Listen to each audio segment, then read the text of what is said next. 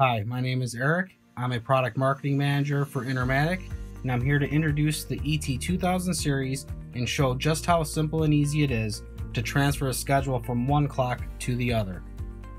First, you'll go to the clock that has the current schedule on it and press the mode button until you see Write USB on the display.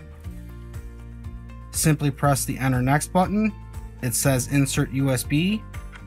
Insert the USB flash drive, and then you can select what schedule number you'd like it to make, all the way from 1 to 99. I'm going to keep this at 01. Hit the Enter Next button. It is now done. It tells you to remove the USB stick. That's how easy it is to get the schedule onto the USB stick. Now press the mode button until you get back to the auto mode.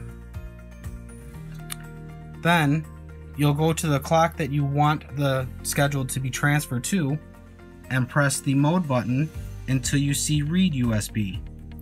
Press the Enter Next button. It'll tell you to insert the USB flash drive.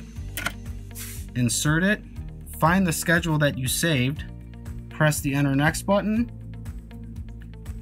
It'll tell you to remove the USB stick. That schedule has now been saved.